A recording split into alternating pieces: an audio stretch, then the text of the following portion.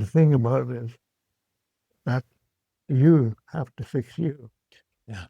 You have to love you. Mm-hmm. You have to respect you. Mm-hmm. And you have to know who you come from, who you belong to, and that you are a human being. So that's one of the hardest things to accept.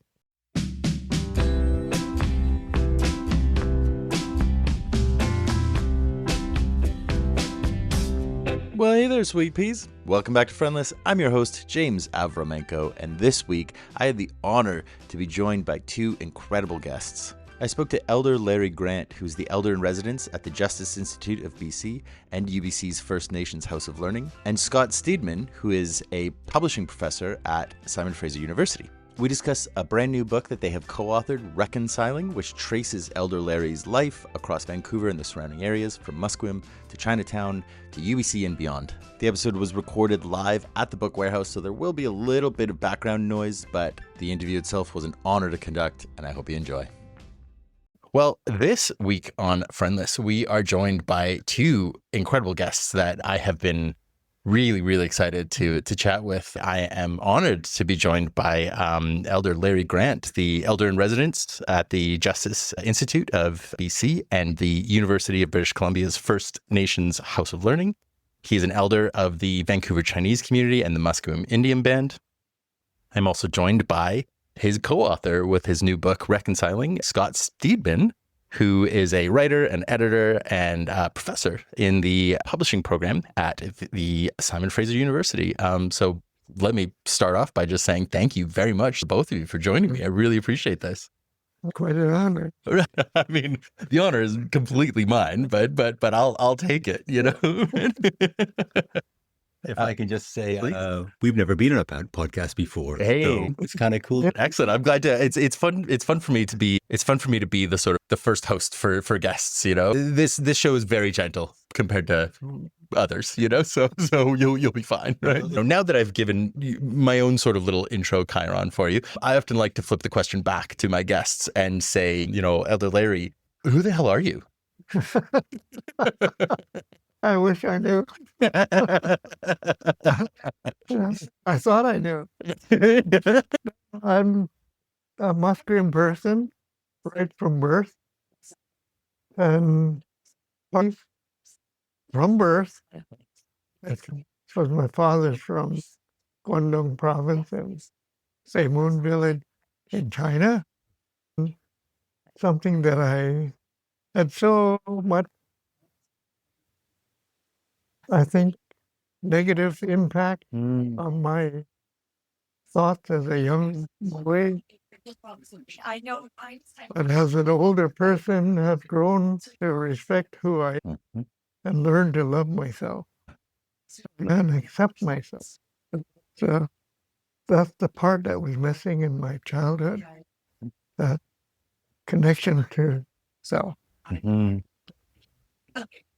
created by the social injustices that were prevailing at the time of my youth. But today, I think I'm beginning to be more recognized about the social injustice issues, and I attribute a lot of that to my partner here, Scott, having the nice words to say about me and make me sound intelligent. You wanna give a little follow up on that? Sure. I mean, I appreciate Larry saying that, but of course, most of the intelligent words in the book come from your mouth. Like, come up. Occasionally, I paraphrased.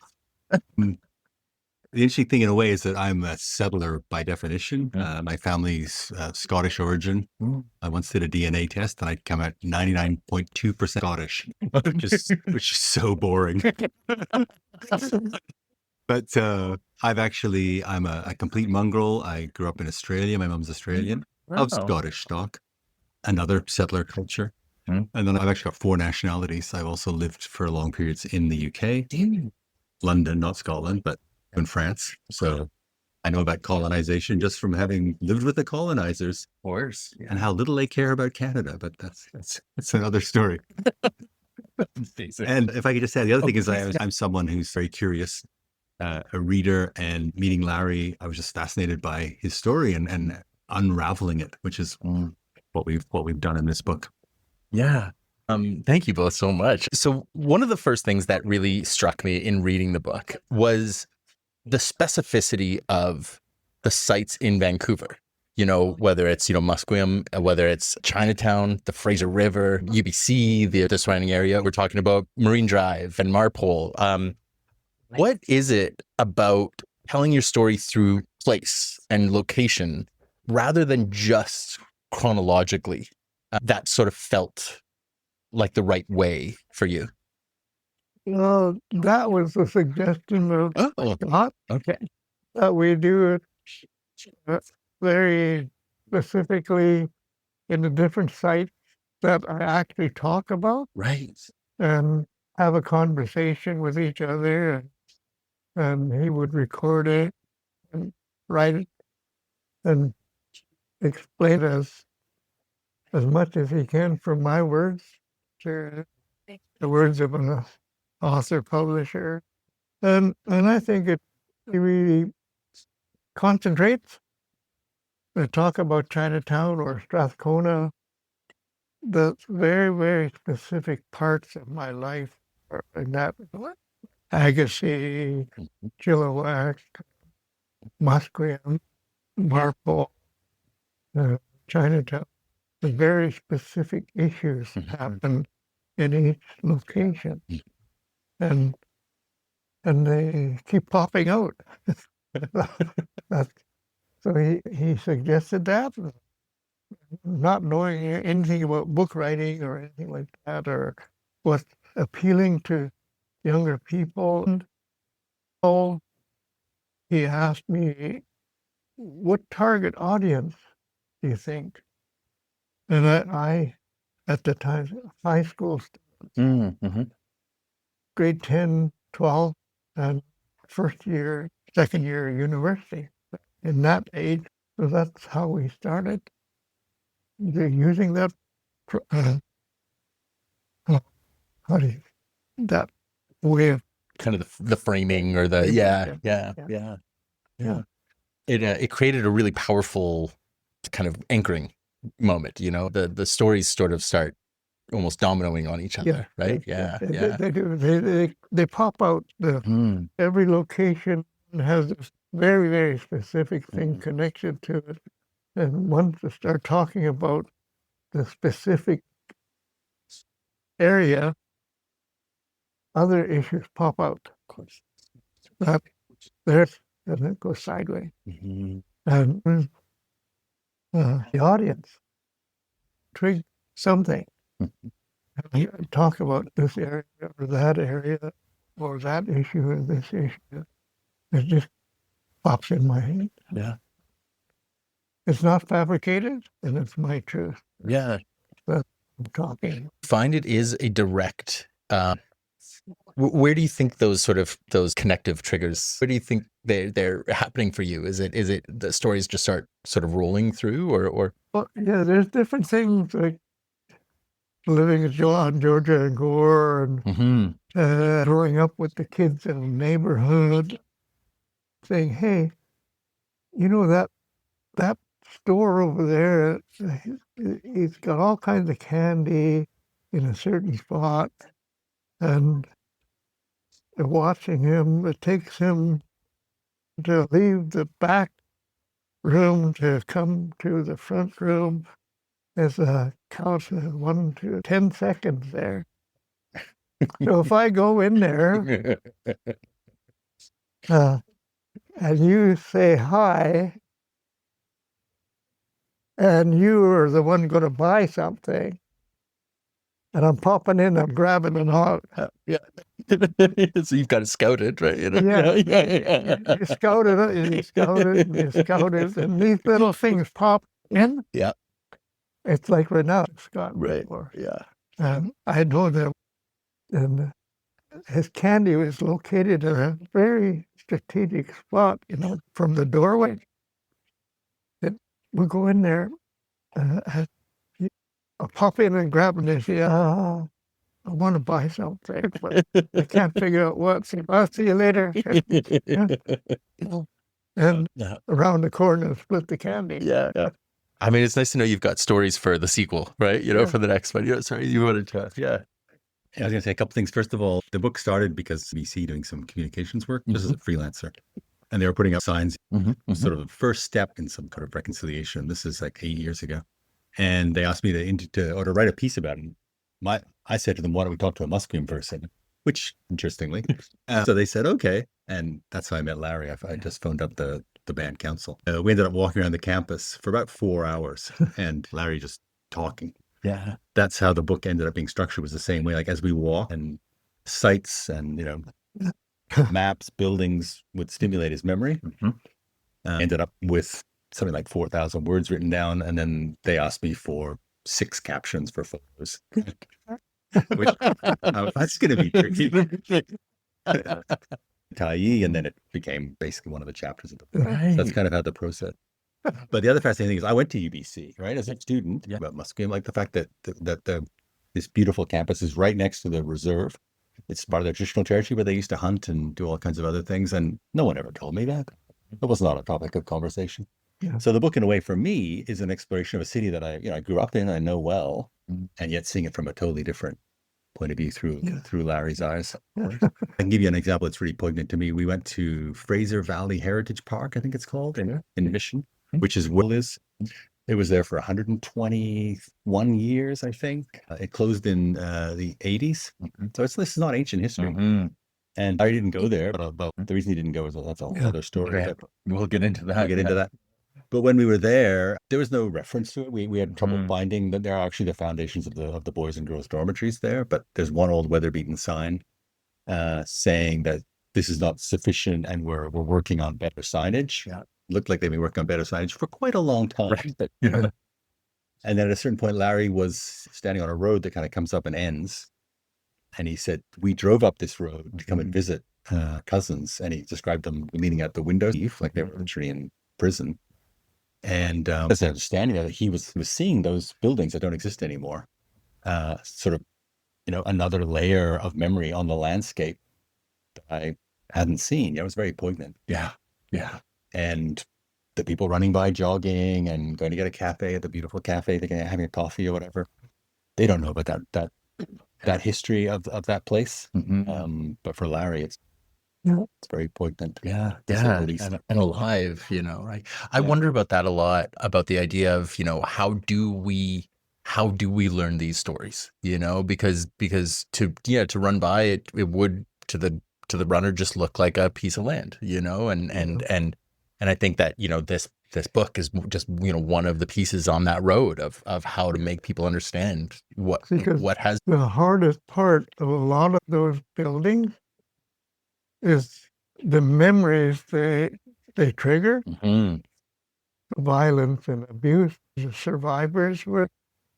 My wife went to Port Alberni residential school, and when she told me they're going to tear down Indian residential school that was on the reserve, God, they should save one part of it before. Right. But after we want to save one of those buildings for, there's so much hurt. And I said, there should be a monument then, some kind of stone cairn or something that says, this is the site of the Port Alberni Indian Residential School that was built such and such a date and torn down in such and such a date. So that the grandkids, the great-grandkids can say, oh, this is where it was. I heard the stories, but we don't know where it was. And that's what I worry about, is if we completely raise it, then that memory will be lost too quickly, and if there isn't something reminding us, then it's easier to brush it aside, right? Yeah. But without it also then on the other side kind of becoming a I don't know, in itself too destructive, or right, yeah. Because on that issue, prior to us working together, the federal government allocated something like $1,200 or $1,500 to each native to do something to commemorate the closing of the Indian residential schools. And it wasn't enough to do anything. It was just enough for it might have been enough for half a community dinner. So quite a few of the leadership got together and said we should pool our resources and have a little conference and talk about it and understand better preserving the history and the effects of the Indian residential school. My suggestion was that at Victory Square here in Vancouver, there should be, beside the cenotaph, another cairn to indicate the rights and title to the land and what it was about the residential school students that never went home. Yes. Not because they didn't have a home to go to, but mentally couldn't fit in any longer. They couldn't recognize their families, their language, their culture. All of that was memories that were very traumatic to them. In every provincial, like Victoria, all of all the capital, every capital city, and there should be one beside in Ottawa on the hill beside the eternal flame of the unknown soldier, because we have survivors that don't know where to go, don't know who they belong to, and don't know why they don't know. And that's really important. They're like the Walking Dead for me, because they have no real connection to their histories and who their families are. So that was my suggestion. Yes, the settlers that were trying to help would say that you got a pretty radical idea. And I said, well, I don't think so. No. Because for me, it's just normal. These are monuments of all of the subjugation. I said, that's what we got to push for. And they said, well, on Parliament Hill? I said, yeah. Where else? Where people from around the world go exactly to the best place in the world to live, Canada. But no one knows the history of the Indian residential school and all of the acts of socioeconomic denial and exclusion. And I said, I'm coming from two different worlds that were both excluded in different ways. Because one side is Indian and they're not Indian. So deny identity. The other side is Chinese and they were always Chinese. They had language, we had nothing. They had culture, we weren't allowed any.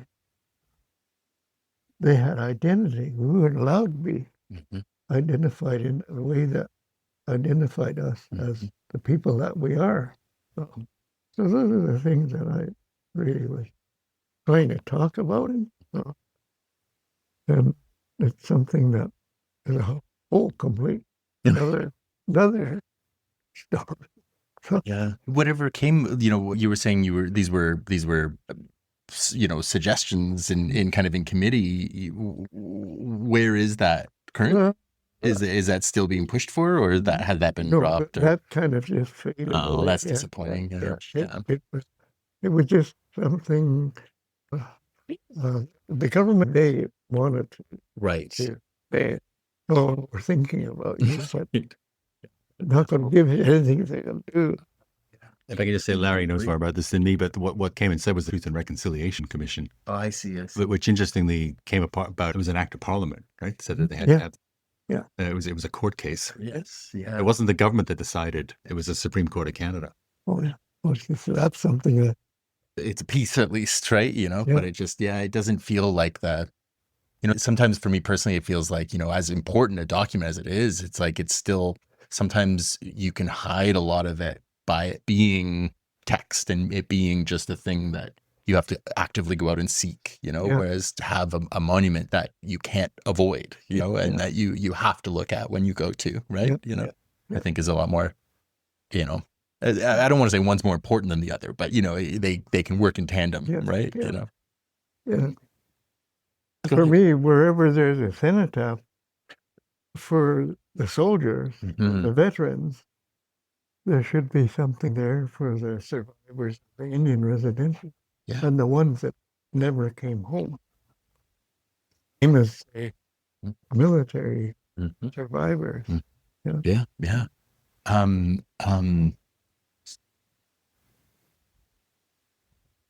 An element that you talk a lot about throughout the book is the idea of to not belong was forced upon you,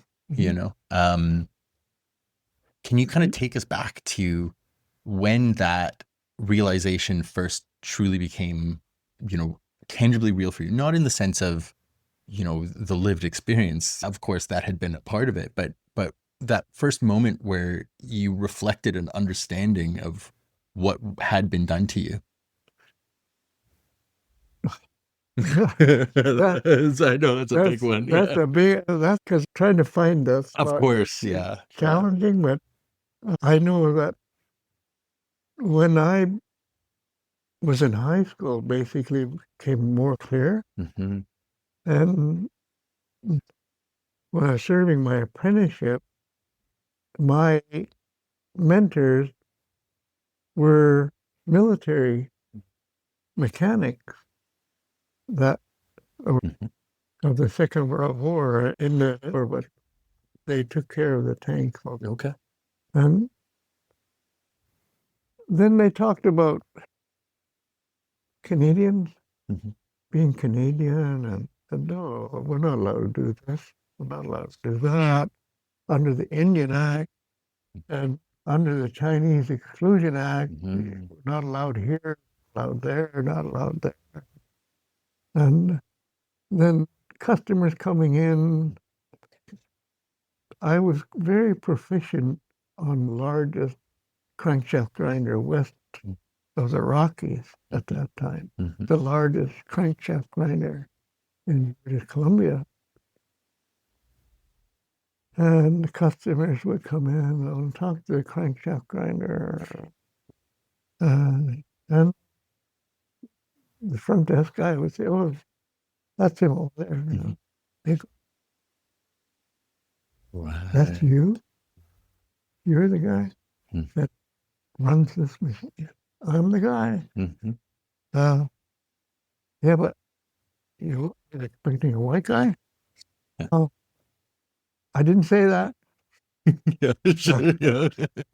So, okay, I'm the guy. You're Chinese, right? I said, yeah. That's what they recognize me as. I'm Chinese. So things like that came and how they kept it away. But as a youth, shortly after the bombing of Pearl Harbor, the Japanese kids disappeared. All the movies, the war movies were ramped all over the place. Heroes were white guys, and the villains were Japanese or people of color, and they all spoke English. And around the same time, my father was upset at my mother because I could respond to Hunkaminam very easily, and I couldn't respond very well in Cantonese. Stop talking to him in Indian. Right, yeah. And that between Pearl Harbor, my dad having an argument with Mom, all the movies, the heroes, the white guys, the only thing spoken around us was English. Mm-hmm. Even though I was living in Strathcona, Yeah. there was Ukrainian, Polish, Croatian, Jewish. Mm-hmm. It was all spoken there. Mm-hmm. Really, really a great place to be to see the integration, Mm-hmm. but the exclusion was so strong. The signs in certain restaurants, no dogs, no Indians, no Chinamen, and or just the service staff walk in the store like this, and either you were tailed all over the place, Right. or they ignore you completely. Yeah. Yeah. That all of a sudden, just Mm-hmm. wherever I go, I'm not wanted. Mm-hmm. But I can't change it though. Mm-hmm. That's something my mother told me. Mm. I come home from Strathcona crying. What's the matter? We got hurt. You been in a fight or what? Mm. Well, no, they called me Chinky Chinky Chinaman. Said, no. Yeah. No. That's old Humpty Dumpty, but using Chinky Chinky Chinaman, you know? And, well, I think you better stop crying Mm. because you are Chinese and you can't change it. Right. You got to learn how to talk about it. Mm. But knowing that part, how it excluded you from, you didn't belong. Mm-hmm. You didn't belong. It's that buildup. Yeah. Yeah. And there's no real aha moment. Mm-hmm. That just gradually comes. Yeah. And I relate that to being an alcoholic. Sure. First of all, you got to find out you're an alcoholic. Then you got to accept it. Then what are you going to do about it? Mm-hmm. And are you going to fix it? You're just going to. And the thing about it is that you have to fix you. Yeah. You have to love you. You have to respect you. And you have to know who you come from, who you belong to, and that you are a human being. So that's one of the hardest things to accept. Mm. Especially if it's being kind of reinforced over and over and over that they don't want you to feel that. They don't want you to believe that. Yeah. Because it didn't matter what you were doing. People of color Mm-hmm. were picked out for different incidents. Don't speed. Yeah. Whatever you do, don't speed, Mm-hmm. because the cops are going to stop and talk to you and see that you're not white, and you're going to get a ticket. Yeah. And the white guy's not, he's going to get a warning. Mm-hmm. Mm-hmm. And don't spit on the street in front of a cop, whatever you do. Teenagers at that time always chewing tobacco, Mm-hmm. everybody spat all over the place. But there's a bylaw that says no spitting on the sidewalk. Mm-hmm. Don't spit anywhere near a cop Mm-hmm. because they're going to come over and ball you up. Yeah. And it's not going to bother the white guy. Mm. It's going to bother you. Mm-hmm. So that happened quite often. We were stopped on Hastings Street there by 316, Mm-hmm. the old 316. And I'm with the Irishman, the Polish guy, and Chinese guy, and spitting on the sidewalk, walking roads, teenagers, you know. How far can you spit, you know? Kind of thing. And pretty soon the cop, you guys stop here. You and you. No spitting on the sidewalk. So Oh my God. He was spitting too. And see him. Yes. Unreal. Yeah. Yeah. Things like that. Yeah. Mm. That builds into something. You mentioned about something your mother says, right? You just now you told she came home and she said, "Well, you better deal with it," right? Another element in the book where you discuss your mom saying, did she say, I can't remember the exact quote, but it says, "Did that break you? Better go out and do it again," right?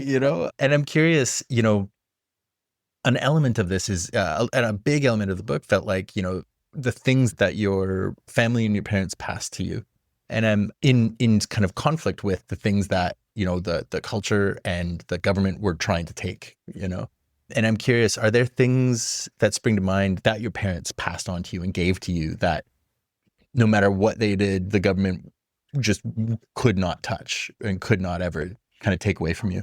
Well, for me, I was just speaking on the way to the bookstore when I was a resident elder and co-instructor of language. Doctor, well, she wasn't a doctor then, but Sue Blake. Mhm. Hey, Larry, there's a program, classroom stuff. I think the acronym today is the CTLT department.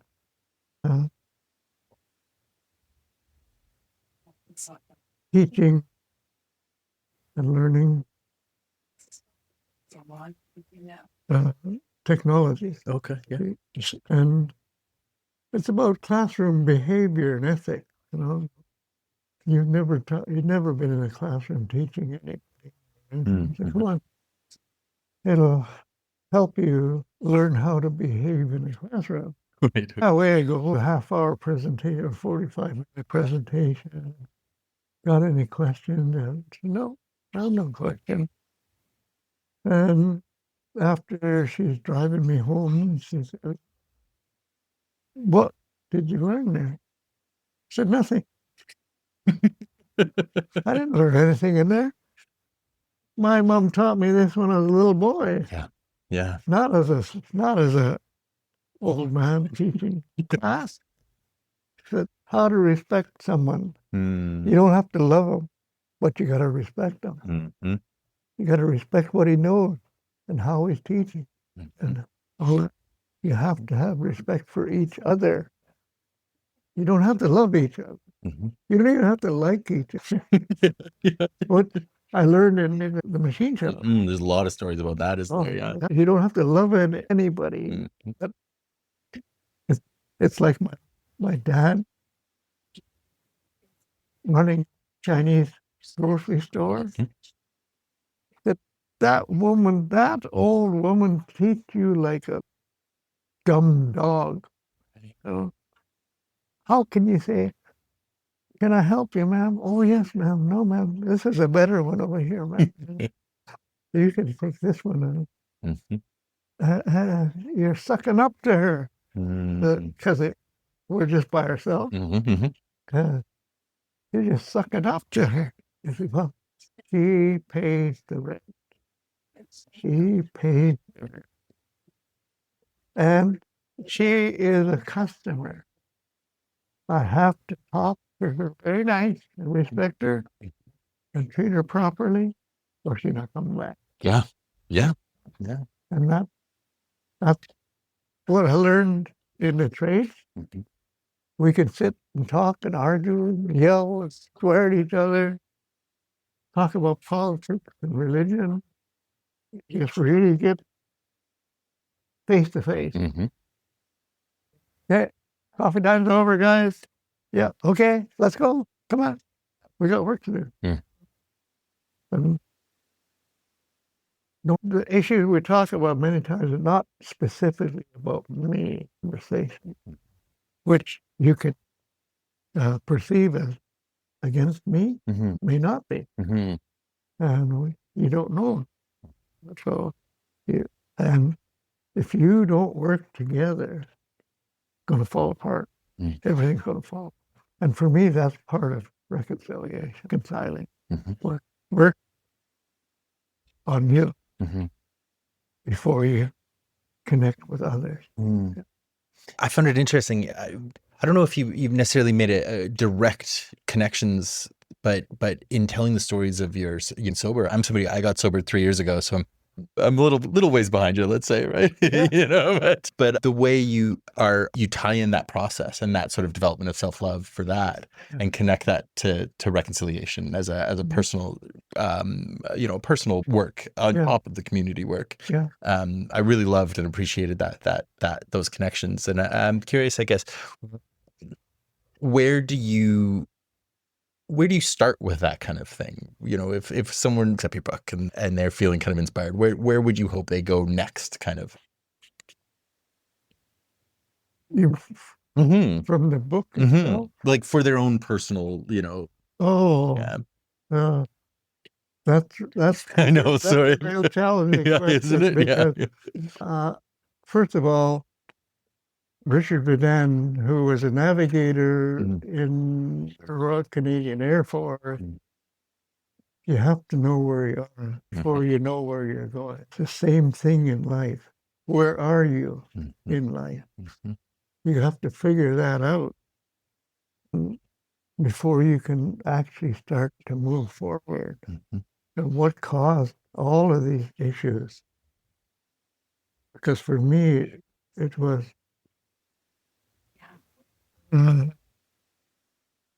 the girlfriend I had at the time. She says, "You're just an effing alcoholic. What the hell are you doing?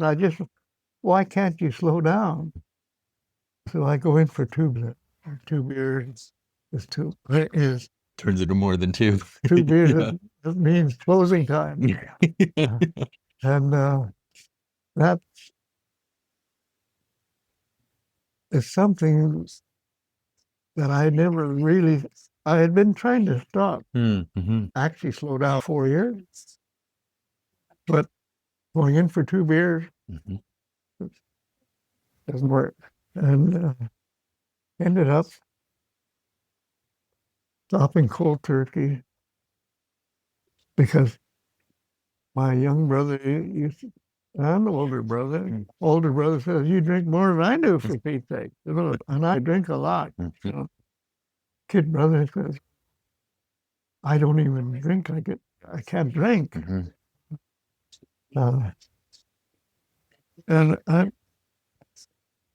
I'm going, "You guys have trouble with me being a drunk.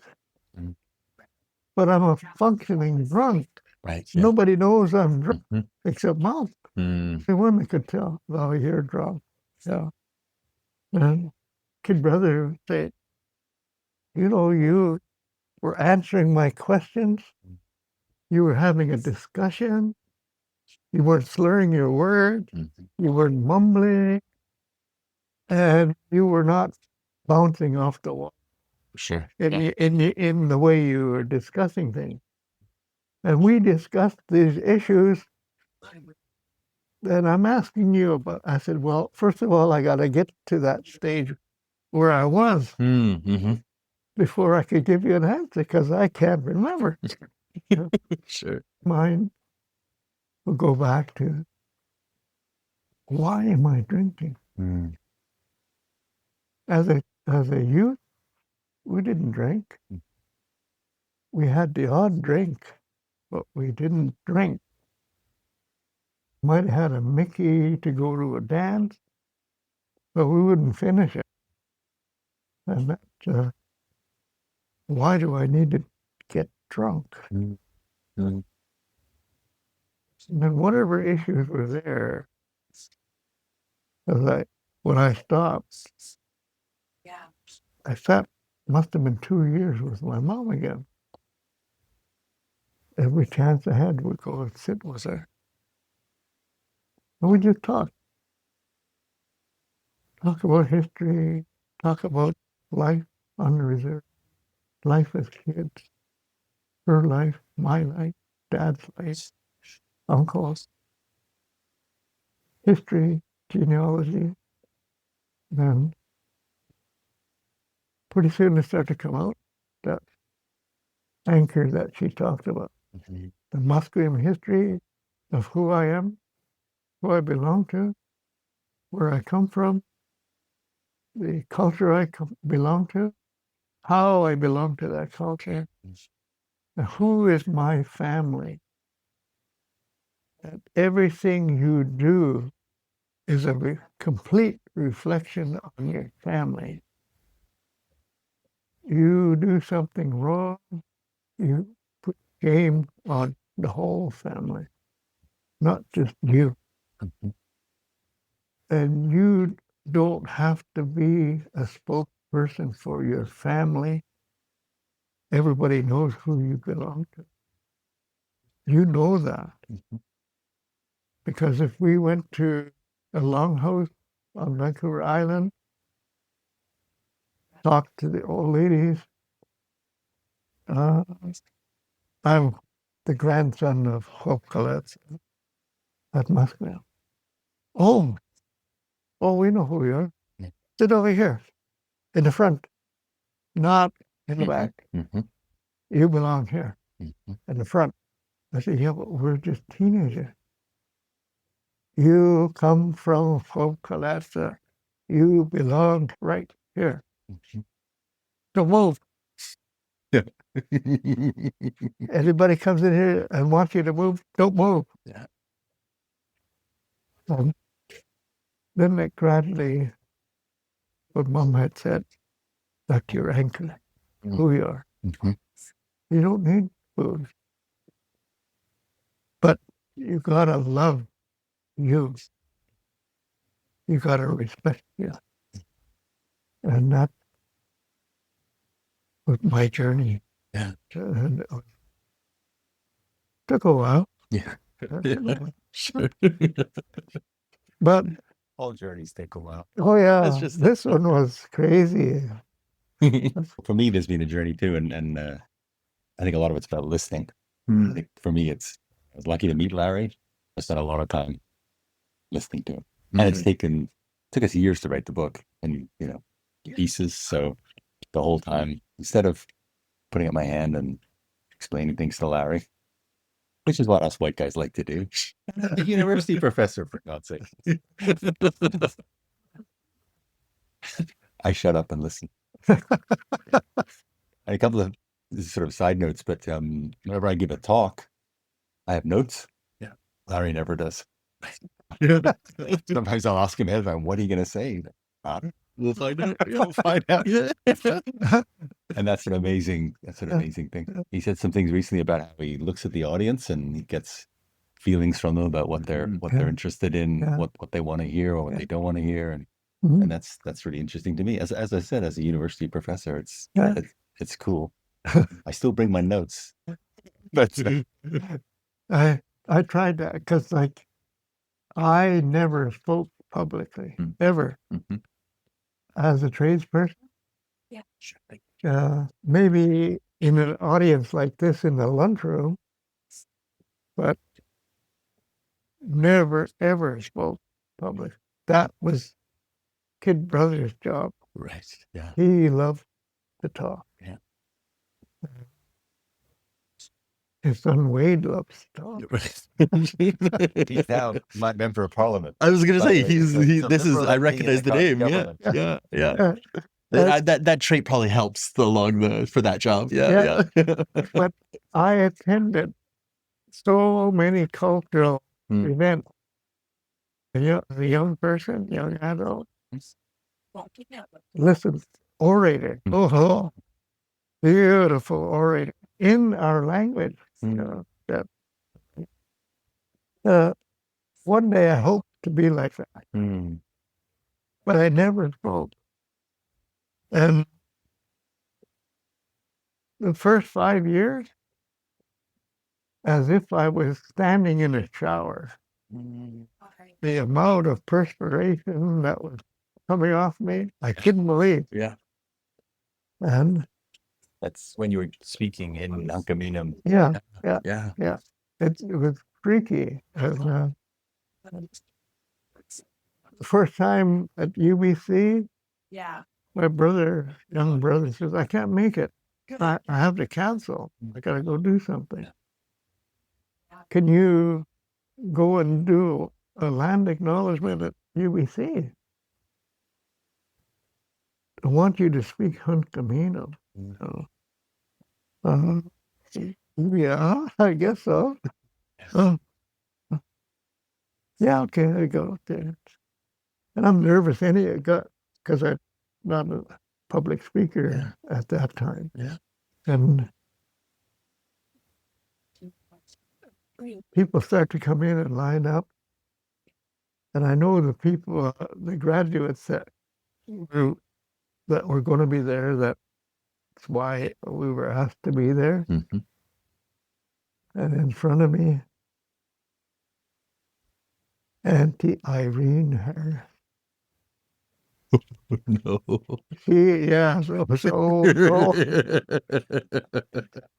Auntie Irene and Mom, they could sit and talk for a month in the house. Never leave the house. Talk for a month. One Hunkaminam, and other in Hulkaminam. Never once switch dialect. And I'm going to do a land English with her standing there. Then I opened up and talked. And she just sitting there like this. Could see her mouth moving. Yes.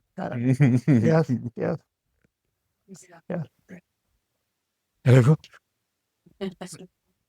okay. Yeah. Didn't go like this. She kept going like this. So, but it was about 5 years before that perspiration stopped. But It's still there, but It's always going to be a little there, right? And you've said before that when you spoke, you felt your mother speaking through you, or your aunties, like Auntie, oh yeah, which is kind of a weird sensation, no? yeah. Because the words I'm using are repetitious, Of course. and certain words and phrases I use, I could hear that person speaking Hunkaminam. I could hear different aunties and uncles or grannies talking. As they would say this or that, and I was using parts of it. And that's just normal in oral tradition. You have to plagiarize. Yeah, sure. Yeah. You must plagiarize. That's could actually hear different ancestors. And it gets really freaky. Yeah. And the hardest part was seeing them in dreams or hearing, not actually seeing specific people, seeing ancestors talking in a dream. In our culture, that's something that's scary. In your dream, they're asking you to join. Oh. Yeah. Oh, yeah. Gotcha. Okay. Yeah. So I'm telling my wife this. I said, I think something's going to happen sometime, pretty soon. And we talked for a few weeks, discussing the different dreams. I don't normally remember dreams, but these ones were there. And said, no, they're helping you. They're helping you. They're encouraging you. Keep talking. Yeah. Okay. How about that? Really scary. Yeah. Yeah. I was being given the time cue here. I have thousands more questions, it feels like. I'd love to hear from you about, but we're running out of time for this. But in closing, God, I have to pick one of the questions. I guess in connection to, with reconciliation never truly being finished, what at least would be sort of the next steps that you hope are taken in this process, not only by yourself, but by our community and by our country at large? what are some of the things you hope to see in the near future? You know, basically, I would really like to see our settler community and the Indian community understanding the backstory of the Indian Act, the Indian Residential School Act, and all of the effects of social economic denial, which worked on both parts, not just the one side, because the socioeconomic denial is self-inflicted in settler communities, where you leave your country, you leave your culture, you leave your language, and your spirituality, you leave it, come into another country, and you have to learn to belong in another country. So unless you find out all of those issues that that the human really needs connection as a human being, that we begin to respect each other, knowing our backstory. So this is something that I think the settler community are not fully aware. There are not just specific refugee immigrants. The whole immigrant population are refugees, in the sense they have left their country something better. And that is what refugees do. Going to find something better, place to live in and exist. Understand each other more fully is really the next step. Understand each other. Best I can do that. I mean, thank you. Yeah. I was just going to add, I mean, for me, it's about building bridges, and I've spent a lot of time with Larry. It's been fascinating. But I'm seeing, like, for instance, we did a talk, or Larry did a talk at St. George's School the other day, which is from the Reserve, very posh private school. And the reason we did it was one of the associate principal, his daughter, got really interested in Musqueam, started going out on the Reserve, and took Larry's course, and is now speaking Hunkaminam, which to me is like, I don't know where that came from, but it's amazing. How old was she? 16? It's amazing. And it's like, it's those kind of building bridges. And for those boys at St. George's, they literally are your neighbors. And yet, what do they know about Musqueam culture, or how many times have they been to the Reserve? No, they're rugby players. Amazing. I want to thank you so much, the both of you, for coming on and chatting with me. And the book is Reconciling, and it's an unbelievable read. I couldn't be more honored to have spoken to the both of you today. So thank you. Can I just add one thing? Please. This is I think the 24th event that Larry and I have done since the book came out. There are a lot of things he says that aren't in the book. And it was true today. Half the stories, we got a big laugh from the crowd there. Half the things he said today, I'm cursing him, and I'm going, that should be in the book, Larry. I'm sorry. But they come out. They just Exactly. They just come out. And the hand gestures as well. Those are good. That's the.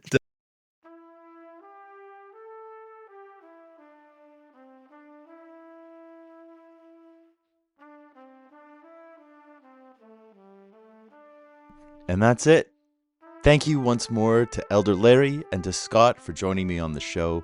It was an absolute honor to speak to them and to have the privilege to sit and to listen to Elder Larry's stories. That was an experience I won't soon forget. I hope today's conversation will inspire you to maybe dig a little deeper, listen a little closer, and reflect on the importance of understanding our shared and personal histories. This week, I encourage you to get out there and pick up your own copy of Reconciling. There will be a link in the show notes, but you could pick it up at any fine independent bookstore, maybe even the Book Warehouse on Main Street. be sure to leave the show a 5-star review. Every positive review helps get the word out to new potential listeners, and it's free for you. Much appreciated on my end. If you'd like more Friendless content, be sure to sign up for the free weekly Substack. I have been posting more regularly there. I'm sending out a little weekly update of just a few thoughts of mine, plus some pebbles of songs and books to check out and things like that. It's a ton of fun. Be sure to check it out. That's it for me, though, so I'm going to wrap it up here. Thank you so much for listening, and I hope I will catch you back here at the next episode. But hey, as always, I'm not going to worry about that right now, and neither should you, because that is then, and this is now. So for now, I'll just say I love you, and I hope you have a wonderful week. Fun and safety, sweet peas.